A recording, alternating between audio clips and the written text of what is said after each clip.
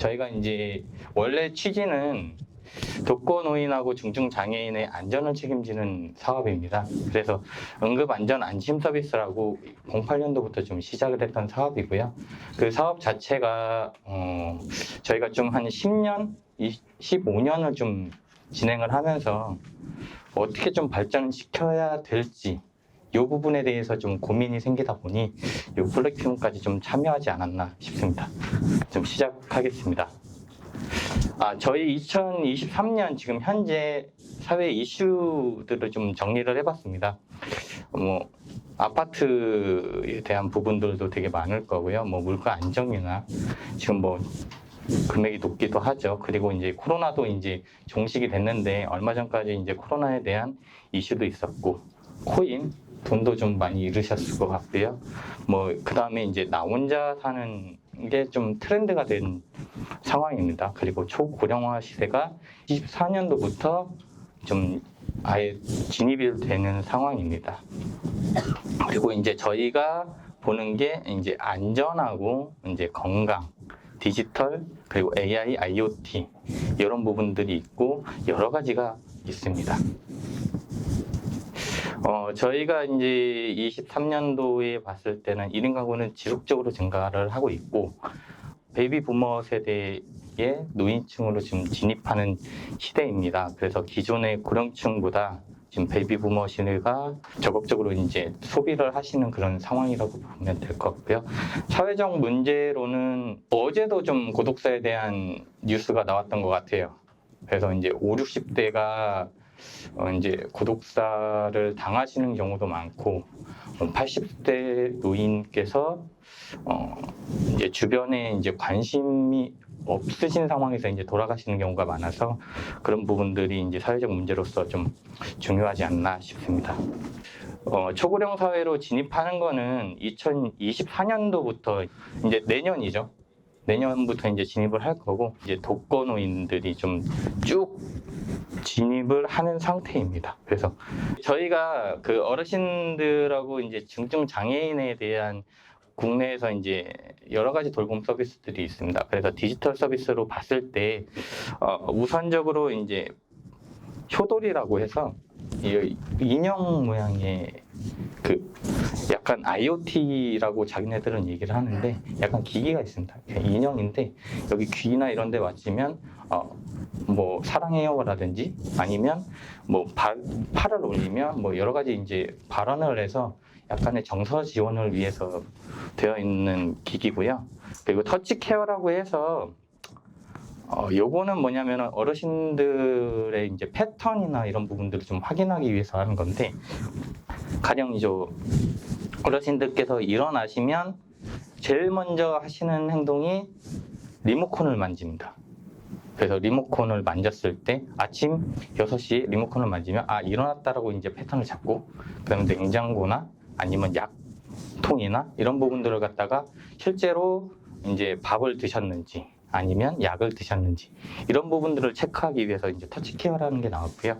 그다음에 이제 그 외로는 여러 가지 모양이 있습니다. 이거는 이제 KT에서 나온 건데, 그냥 아리아 같은 그냥 AI 스피커 같은 종류예요. 그냥 로봇형이고 내가 부르면 저를 바라보는 그런 형태로 되어 있고, 이것도 약간의 인형 모양인데 효돌이랑 동일합니다. 그냥 모양만 다른 거고, 요게 이제 서울시 응급 쪽에서 이제 사용을 하는 건데, 기기가 딱 한 개가 있어요.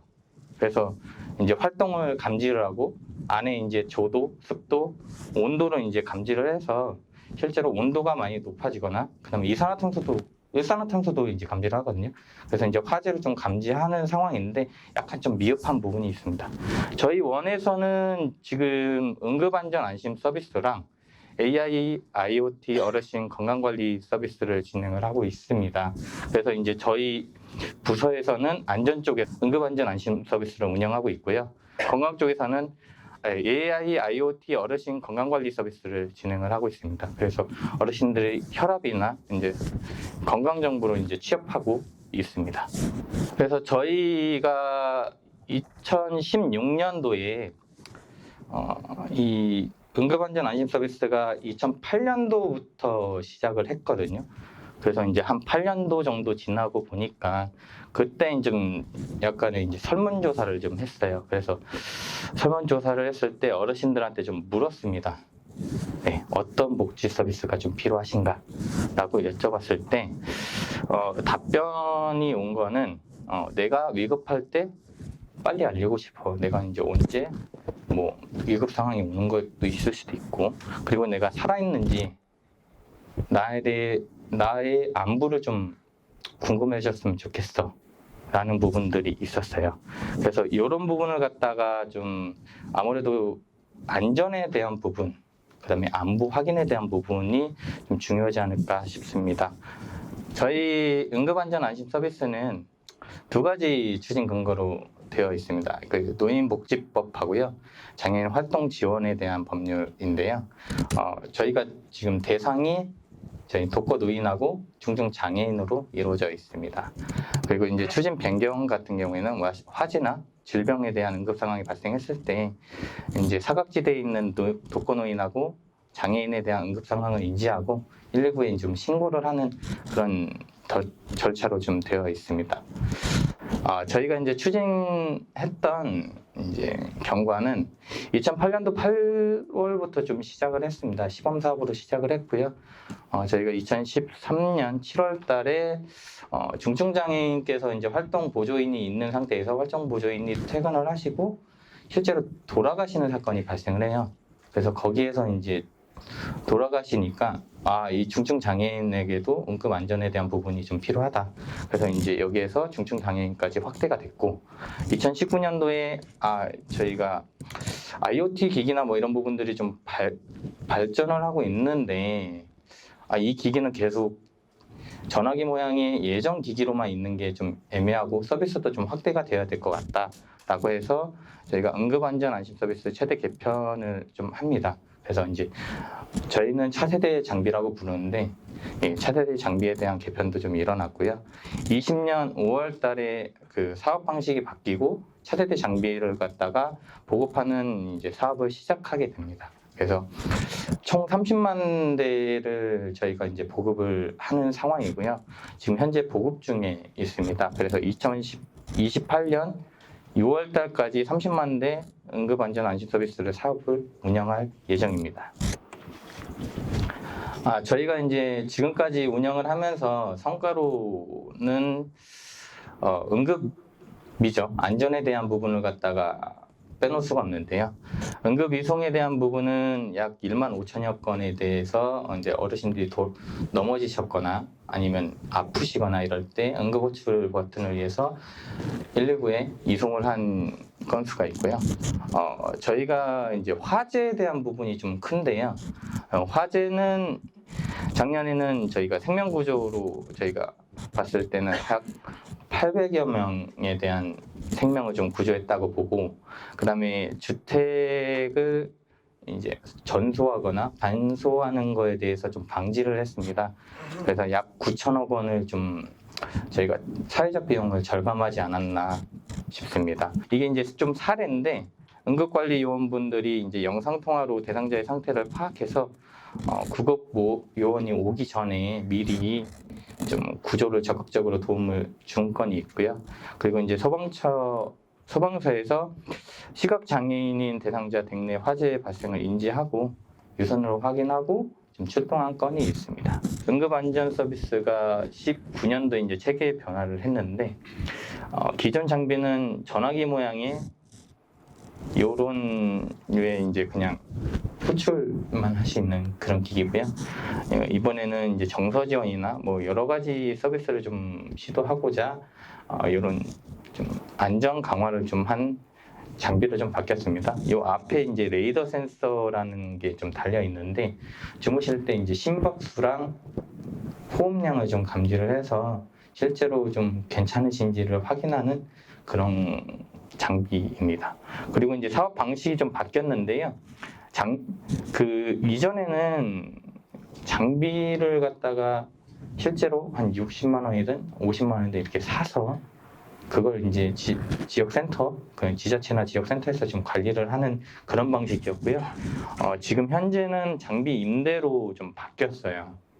그러니까는 이제 응급관리원분들이 이 장비를 관리를 해야 되는 입장이었는데 장비 임대로 바뀌면서 장비에 대한 AS나 관리에 대한 측면을 갖다가 장비 업체한테 줬습니다. 예를 들어서 이제 차량에 대한 리스라고 보시면 되는데 차량 관리를 다 업체한테 다 맡기는 거죠. 그리고 나는 월 사용료만 내면 그렇게 사용을 할 수 있는 그런 체계로 좀 바뀌었습니다. 그러니까 이제 사업을 운영하면서 좀 고민점이 있는데 첫 번째로는 저희가 이제 대상을 갖다가 확대해야 되지 않나? 어디까지 해야 되지? 뭐 이런 부분에 대한 고민점이고요. 두 번째는 서비스에 대한 측면인데 이것도 안전으로 계속 가야 되는 건지 아니면 정서 지원이나 아니면 확대해서 건강이나 이런 부분까지 가야 되는 건지 그리고 이제 사업의 방식에 대한 부분인데 월정료로 이렇게 제 사업을 운영하는 게 있어서 그 부분이 맞는 건지 아니면 어느 방향으로 가야 되는 건지 이런 부분에 대해서 좀 고민을 하고 있는 상황입니다. 그래서 지금 오늘 이 콜로퀴움을 통해서 저희가 이런 부분을 고민하고 있고 이런 부분에 대해서 저희가 의견을 좀 얻고 아이디어를 좀 얻고자 합니다. 그래서 저희 고민의 첫 번째는 대상인데요. 지원의 영역의 변화인데 아까 보셨다시피 이제 노인과 거동 불편의 장애인으로 지금 한정이 되어 있어요. 그리고 이제 저희가 취약계층이거든요. 그래서 기초생활보장이나 그다음에 기초연금 대상자, 차상위 대상자 요 대상으로 지금 한정이 되어 있고 물론 이제 지자체에서 이제 판단을 해서 이 사람은 받아야 돼라고 하는 사람들은 받을 수 있습니다. 그래서 그런 분들 외에는 좀 이제 받지 못하는 상황이고 30만 대로 한정이 좀 되어 있는 상황입니다. 지금 연령을 막론하고 좀 증가하고 있는 게 이제 고독사거든요. 실제로 50대, 심지어는 40대까지 돌아가시는 경우가 있더라고요. 그래서 그런 부분에 대해서 저희 고독사 쪽 연구를 진행하시는 전용호 책임님을 제가 패널로 모셔서 그 부분에 대해서 좀 어떻게 생각하시는지 좀 듣고 싶어서 말씀 좀 해주실까요? 말씀하신 것처럼 그 응급안전안심 서비스가 독거노인과 중증장애인에서 중장년으로까지 소위 말하는 그 연령 또는 인구 집단을 확대한다는 것들에 대해서 고독사 현황 실태 조사를 보면 앞에 이 그림에 나온 것처럼 연령대별 고독사 비중에서 50대와 60대 특히 중장년이 차지하는 비율이 한 52.8% 정도가 되고 그들이 갖고 있는 질병에 대한 문제나 이런 것들을 봤을 때 실제로 그 고독사 예방 기본 계획에서도 인구 집단으로서 정책적인 타겟팅은 노인보다는 중장년 입장에서 타겟팅되어서 아마 발표가 될 것 같은데요. 실제로 그 비율은 중장년이 많이 차지하고 있는데 그들을 정책적으로 개입하기에 중장년층이 어떤 이런 장비를 설치하는 거나 아니면 센서 데이터를 활용하는 부분에 대한 근본적인 거부감이 있어서 어떻게 이 거부감이 강한 어떻게 좀 돌파할 거냐는 부분에 대한 지자체의 고민이 있는 것 같습니다.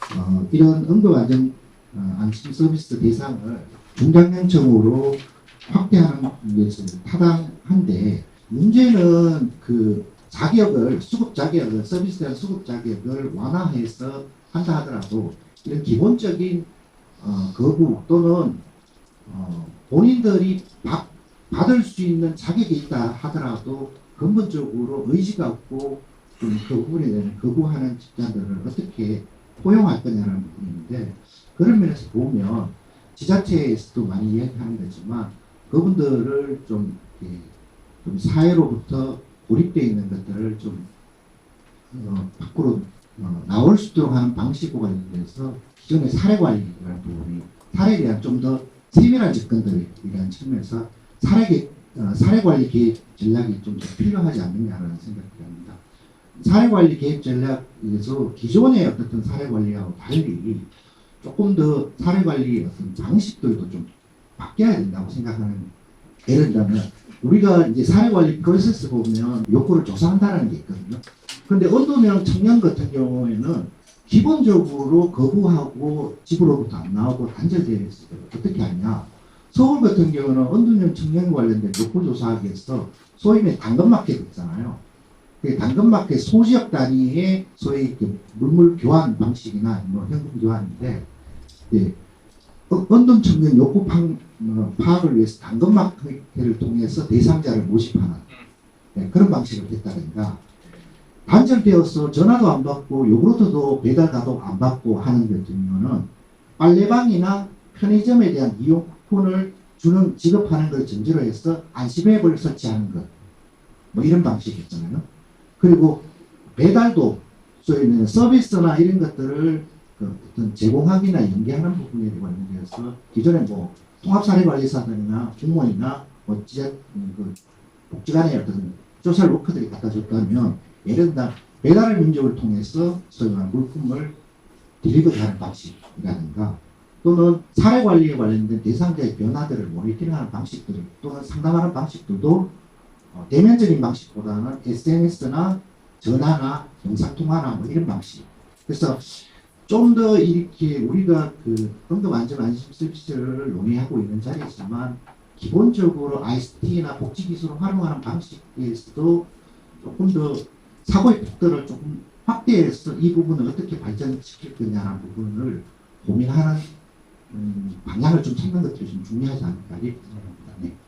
저는 응급안전안 서비스가 결국은 하드웨어적인 측면도 있고 소프트웨어적인 측면이 있는데, 이거를 분리하는 방식으로서의 임대나 구매하는 방식이 아니라, 결과적으로는 우리 사회가 어떤 서비스가 사회 서비스나 복지 서비스를 발전한다라는 방향, 그리고 올해부터 응급안전 서비스와 그리고 노인 맞춤 서비스가 균등회계로 어떻든 간에 회계 기준들이 바뀌었잖아요. 그 말은 기본적으로 이게 지방자치단체 지역 중심으로 지역의 맞춤형으로 특화해서 간다는 기본적인 방향이라고 놓고 보면, 이거를 임대하거나 구매하는 방식으로 계속 고민하는 것보다는 기본적으로 계약 주체하고 서비스 프로바이더를 구분하고 서비스 퀄리티와 실질적인 수혜자의 맞춤형 서비스에 대한 서비스를 기획하고 관리하고 평가하는 구조와 관련된 고민을, 그거를 영국에서는 커미셔닝 기능이라고 그러는데,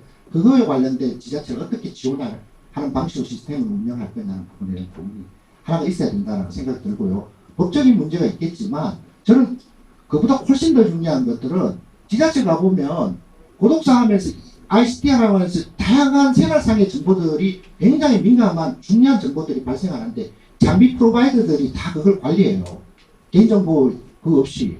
지자체 공무원들은 그 앱에서 제공되는 대상자의 이상 징후에 감지되는 것만 신호만 오면 땡큐야. 그 정보가 갖고 있는 굉장히 그 개인정보의 문제, 그리고 그 정보를 활용한 빅데이터나 센스 기반 데이터에 활용한 위험 징후, 그리고 예측과 관련된 빅데이터 활용한 정보의 활용성이라는 부분들이 있는데, 정부는 앞으로 그런 부분에 관련된 어떤 표준을 정하고 기술적인 표준, 관리, 개인정보의 관리에 대한 표준, 그리고 서비스에 대한 어떤 기준에 관련된 부분, 커미션 기능에 대한 어떤 백업을 하는 플랫폼에 대한 관리 기능 등 이런 부분에 대한 고민들을 훨씬 더 많이 해야 되지 않을까라는 생각들을 좀 해보게 됩니다. 네. 제가 또 한 가지 좀 고민하는 거는, 이제 일반 대상군으로 좀 확대하는 측면에서 이제 건강 쪽에 이제 대상이나 이런 부분들도 좀 고려해야 되지 않나라고 싶은데, 혹시 김웅석 부장님께서는 어떻게 생각하시는지?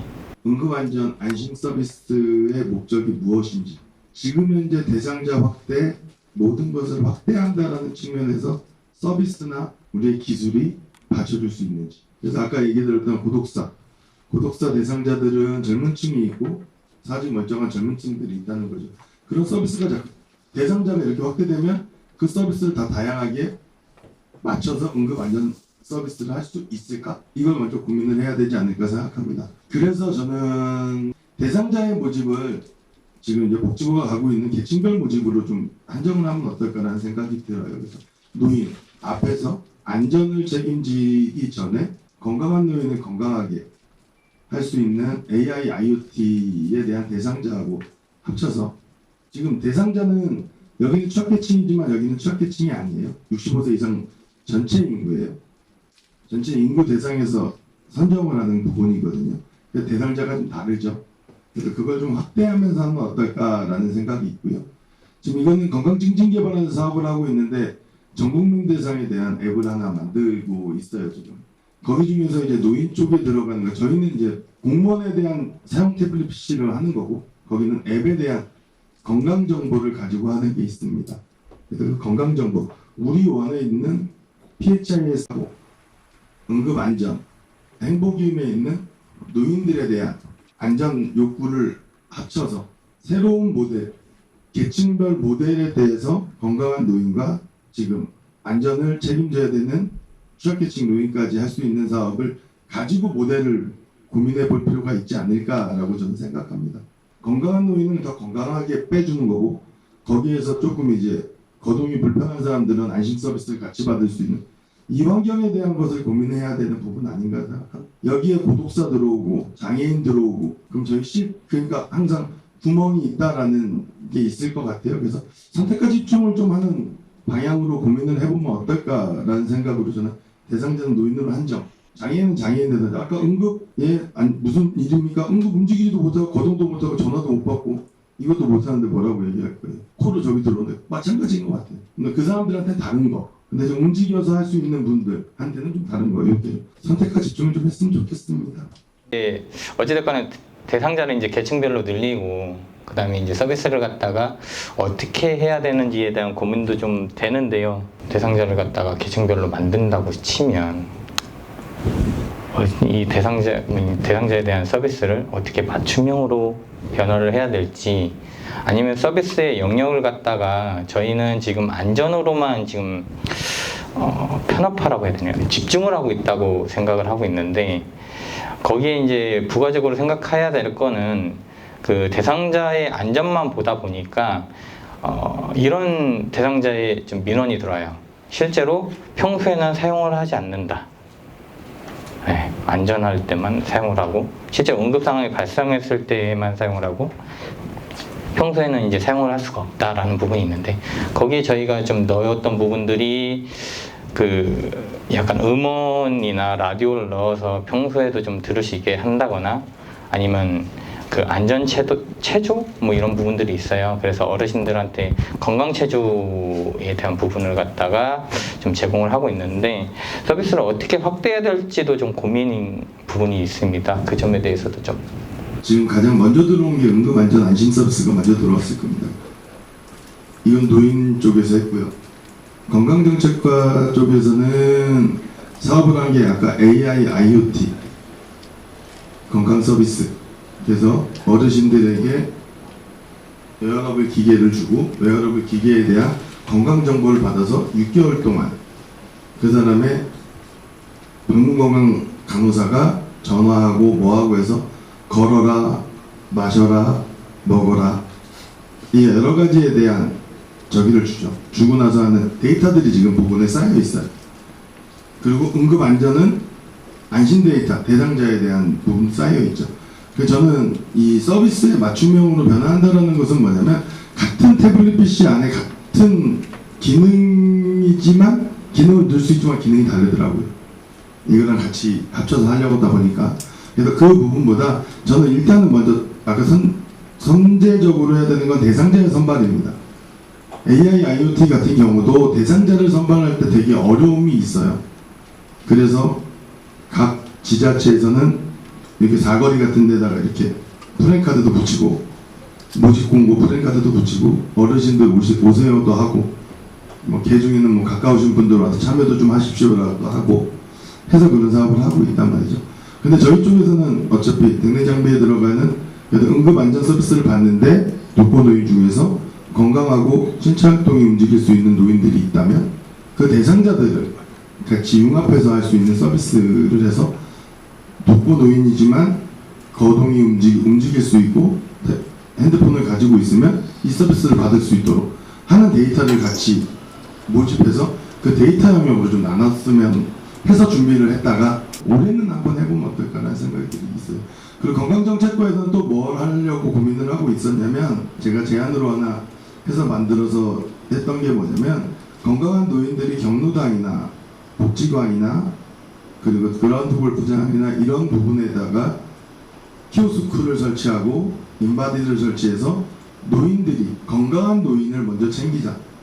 우리는 항상 맨 마지막에 있는 분이 아니라 건강한 노인을 챙기자 해서 거기 와서 인바디로 자기의 체혈당을 재고 키오스크에 들어가면 그 데이터가 우리 PHS의 데이터가 저장되고 저장된 데이터를 가지고 보건소가 할 수 있는 사업들을 늘리는 것을 지금 차관에서 고민을 하고는 있어요. 지금 근데 그런 정보들이 모인다면 지금 하고 있는 행복이응, PHIS, 독건 응급, 사회 서비스 이런 데이터들이 모인다면 그 데이터로 가지고 할 수 있는 영역이 많다고 저는 봅니다. 근데 지금 다 벽이 쳐져 있더라고요. 그래서 지금 그걸 먼저 해보고자 했고, 그래서 맞춤형 서비스 영역에는 건강한 노인은 건강한 노인, 진짜 중증 노인은 중증 노인 대상자로 해서 하나의 태블릿 PC에 건강 증진 개발하면서 하고 있는 서비스와 이 서비스를 합치면 가능하지 않을까라는 생각으로 좀 말씀을 드립니다. 이제 사업에 대한 방식인데요. 말씀하신 게 지금 뭐 오픈 API를 활용을 한다든지 저희가 이제 공공의 영역에서 너무 많은 것을 이제 다 책임지고 고민하려고 하는 부분들이 있지 않나라는 부분은 저도 공감을 합니다. 그래서 저희가 이제 사업을 갖다가 변경을 한 이유가 이걸 좀 이 응급이나 이런 사업에 대해서 이제 민간이 받아서 이제 산업화를 했으면 좋겠다라는 측면으로 이제 응급 안전 안심 서비스를 갖다가 공공에서 진행을 하고 있는 건데 저희가 임대 사업을 진행을 하면서 장비의 영역을 갖다가 아예 사업자한테 다 영역을 넘겼어요. 그래서 장비에 대한 관리는 너희들이 임대료 1만 원에 대한 비용 통신비를 받아가면서 모든 걸 다 책임져라. 그리고 거기에 대한 이제 부가 서비스나 이런 것들에 대한 부분을 갖다가 사실 이 부분이 조금 아직 벽에 좀 막혀 있는 부분입니다. 그래서 이 부분 이제 부가 서비스를 받으면서 약간 자부담이라든지 이런 부분들을 좀 어떻게 해야 되지 않나라는 부분도 좀 나오는 거라서 그래서 아까 말씀하셨던 뭐 민간 지원이나 민간 투자에 대한 부분도 여기에 좀 엮이지 않나 싶습니다. 그래서 저희 현 사업 방식은 약간 한계점이 있더라고요. 나중에 저희가 이제 이 방식으로 갔을 때는 정말 잘 운영이 될 거다라고 생각을 했는데 한계점이 있었습니다. 저희가 이제 3개년 사업을 했거든요. 20년, 21년, 22년 사업을 했는데 20년 사업자가 다르고 21년 사업자가 다르고 22년 사업자가 다릅니다. 3개년이긴 하지만 그리고 이 사업을 갖다가 초기 때 먼저 이제 진행을 하다 보니까 한계점도 있더라고요. 저희가 되게 완벽하게 준비를 했다라고 아무리 해도 역시 완벽한 댐을 만드는 건 참 어려운 것 같습니다. 그래서 응급관리 요원들이 해야 되는 일하고 그 다음에 민간 사업자가 해야 되는 일하고 약간의 업무 분장에 대한 부분도 각 사업자들별로도 다르고 그리고 뭐 장비에 대한 영역을 갖다가 다 넘겨준다 하더라도 실제로 응급관리 요원분들이 해야 되는 종사자분들이 해야 되는 일도 간혹 있는 방면입니다. 그래서 어디까지 해야 되는지 뭐 이런 것도 있는데 현 사업 방식이 좀 더 보완되어야 되고 아까 말씀하셨던 뭐 민간 투자가 이루어지고 오픈형 API로 가는 이런 방향으로 간다고 하면 사실 이거는 저희 부장님한테 좀 질문을 던지고 싶어가지고 부장님을 좀 모셨는데요. 부장님께서는 지금 이제 사업을 약 1년도 못되게 지금 하시는 상황인데 좀 깨어있는 생각으로 한번 말씀을 해주시면 어떨까 싶습니다. 지금 사업 방식에 대해서 지금 고민을 해달라고 하셨는데 저는 지금 그런 생각합니다. 근본적인 문제가 지금 비용에 있구나. 그러니까 사업비 책정을 처음에 저는 좀 잘못했다고 보거든요. 지금 보면 아까 봤듯이 한 댁내에 그 월 10,000원을 이제 국고에서 지원하는 거예요. 그러면 1년에 12만 원이 이제 지원이 되거든요. 그러면 5년이면 이게 60만 원이지 않습니까? 그러면 한 가구에 이제 60만 원을 지급하는 이제 10만 가구에 대해서 60만 원을 지급하면 이제 600억이 되는 거예요. 그럼 그게 이제 장비 구매비가 지금 한 40만 원 근데 실제 원가는 60만 원 넘는답니다. 그걸 대략 구매한다고 빡 봐서 이제 40만 원. 그 나머지 20만 원 갖고 또 5년에 그 통신비까지 나가게 되는 거거든요. 그럼 이게 어떻게 보면 마진이 없는 사업이 되는 거죠. 그러면서 이제 사업자들이 워낙 장기 사업이고 큰 사업이다 해서 들어왔는데 마진이 안 남으니까 이게 이제 구축하고 운영하고 하는데 여러 가지 문제가 다 발생합니다. 그래서 이거 향후에 이제 계속 이끌어 가려면 이 비용 체계를 원가 산정을 다시 하지 않고는 좀 어렵겠다 이 얘기를 좀 했고요. 지금 또 보니까 저출산 고령사회위원회라고 또 있지 않습니까 국가에. 거기서 또 이런 문제를 다루는 것 같은데 100세 사회 정책기획단이라고 만들어가지고요. 그것도 뭐 정책을 발굴하는데 거기 또 이 문제를 다루고 있었습니다. 그래서 계속 끊임없이 이 비용 문제나 이제 이 사업이 연속적으로 지속되기 위해서는 이런 비용 문제를 계속 언급하면서 어떤 정책에 반영되도록 이렇게 해야 될 것 같은데 지금 제가 말씀드린 건 이 장비 구매 쪽 이 비용 문제인데 실제로 또 이걸 운영하는 응급관리 요원들의 그 처우개선은 뭐 심각합니다. 실제 가봤더니 그분들이 최저임금을 지금 받고 일하고 있거든요. 그러니까 또 이 서비스의 질도 나빠지는 겁니다. 비용, 예산 이런 것들이 조금 개선이 돼야 이 사업이 좀 연속적으로 조금 고품질의 사업이 될 것 같다는 생각이 듭니다. 한 사람에 대한 정말 마이 데이터죠. 그 방대한 데이터가 좀 만들어지고 그분들에 대한 이제 복지와 응급 안전과 그다음에 건강까지 좀 취합하고 좀 관리가 될 수 있지 않을까 싶은데 혹시 패널 말고 다른 분들 중에서도 뭐 궁금하신 사항이거나 말씀해 주실 사항이 있으실까요? 원 입장에서 저희 시스템 입장에서 보면 오히려 정확하게 타겟을 잡고 정확하게 딱 그 어떻게 보면 민간 시장에서 제외 영역에서 좀 소외될 수 있는 부분들에 대한 타겟을 잡고 서비스를 집중하고 저희 쪽에서 데이터 플랫폼을 형태로 이제 서비스를 제공하고 나머지 클라이언트나 기기, 뭐 웨어러블 기기 여러 가지 발전 사항이 필요한 기기들은 민간의 영역에 맡기는 게 맞지 않나 라는 좀 생각이 더 많이 듭니다. 저런 맞춤형 서비스나 이런 것도 사실 어떤 걸 포커싱하냐에 따라 다 요건이 틀리고 그리고 어떻게 보면 베네핏이 없는 이익이 없는 행동에 대해서 개인은 자기를 만약에 감시하고 있다는 것에 대해서 자기 이득이 없으면 아무도 하려고 하지 않을 겁니다. 중장년층이 사실 거부하는 이유는 하나예요. 나한테 이득이 없지만 나를 왜 감시해? 감시해서 뭐를 쓰려고 하는 거에 대한 어떻게 보면 감시에 대한 불안함이 크거든요. 반대로 생각해보면 그들한테 지금 KT 이 통사들이 제공하고 있는 AI 스피커나 이런 쪽에서 나오고 있는 뭐 약간 배달이나 이런 경우를 플러스 알파하는 기능에 그 안에 이제 저희가 제공해줘서 응용하는 서비스나 이런 걸 할 수 있도록 아니면 그런 약간 운동형 계층한테는 뭐 말 그대로 AI 챗봇이나 이런 걸 통해서 대화를 이끌어내고 상담을 이끌어낼 수 있는 그런 형태의 기능도 별도로 제공해주는 그런 것들이 필요하다고 생각하는데요. 그걸 저희가 다 할 수 있는 건 아니고 그런 부분 민간 자원이나 민간 투자를 통해서 또 그런 분들이 그런 기기나 그런 서비스 이용할 때 반대로 저희 정부에서는 그냥 정부 지원금으로 뭐 형태로 이제 제공해서 좀 더 값싸게 이용하거나 이용하고 싶은 쪽을 좀 더 늘리고 서비스나 이런 걸 좀 민감하게 홍보나 이런 걸 좀 강요하는 게 앞으로도 저희 서비스의 발전 이런 쪽이 더 맞지 않을까 싶습니다.